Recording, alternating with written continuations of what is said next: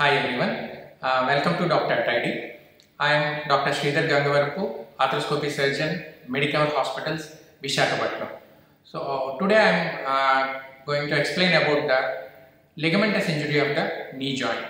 So basically our knee joint is made up of few ligaments, that's called medial collateral ligament and lateral collateral ligament on both sides of the knee joint, and two cruciate ligaments, anterior and posterior cruciate ligaments inside the knee joint, which helps us to prevent the rotational injuries of the knee joint. And there are two washer-like structures called medial and lateral meniscus, which work as a shock absorption cushioning effect when we are walking or jumping or doing any running activities. So especially when you are having any twisting injury of the knee joint, definitely yes, these are the ligaments which are going to get hurt and can get torn. Most commonly injured ligament when there is a twisting injury due to a road traffic accident or due to a sports injury or meniscal injury or cruciate ligament injury. The most common structures which are affected are anterior cruciate ligament injury and medial meniscus injury.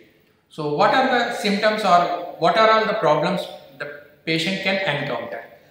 Definitely after the injury, the patient can have severe pain of the knee joint with severe swelling, which can be nothing but the blood which is accumulated within the knee joint called hemarthrosis.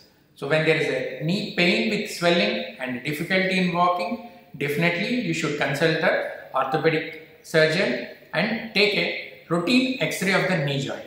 If there is no bony injury in the X-ray and still with pain medications it is not resolved within a span of 2 to 3 weeks, definitely yes, you should think about any intra-articular ligamentous injury. So the orthopedic specialist definitely may ask for an MRI scan where you can have a clear view of all these ligamentous structures. The MRI scan of the knee joint definitely will tell you what is the status of these ligaments and when there is any associated meniscal tear or cruciate ligament tear. If there is a meniscal tear, mostly the symptoms may be difficulty in moving the knee joint when you are keeping it straight and bending it. And sometimes the patients can complain of episodes of locking, that is, they cannot move the knee joint from a particular position to either straighten it or bending it, but the knee just gets locked in one position. So when there is a suspicion of these symptoms, the meniscal injury should be suspected. And if there is a meniscal injury, what we do? There is nothing to worry because now orthopedic surgery has developed very much that there is a subspecialty called arthroscopy, where the arthroscopy surgery is performed with only 2 holes. So there will be only 2 stitches or sutures. From one hole we put our equipment arthroscopic camera inside, and from the other hole we do the surgery. And especially when there is a meniscal tear, if it is involving a bigger fragment, we try to repair it. If it is a crushed one, we try to take out that fragment so that the patient can be pain free and walk out of the hospital and do the regular activities immediately from the next day.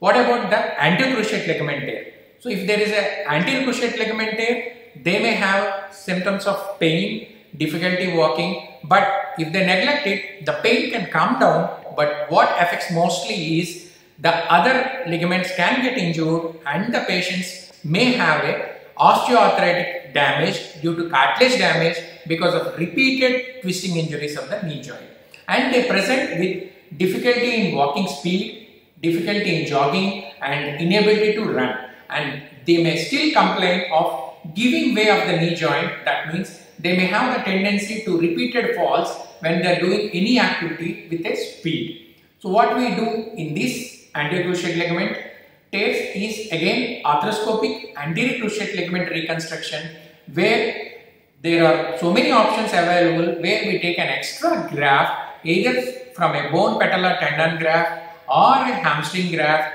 or a quadriceps graft depending on the surgeon's preference and the patient condition.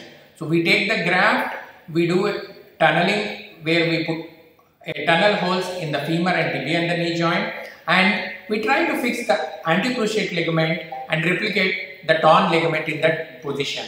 And we may fix it either with the screws or with a button on both sides, and we may stabilize the knee joint to the near normal condition.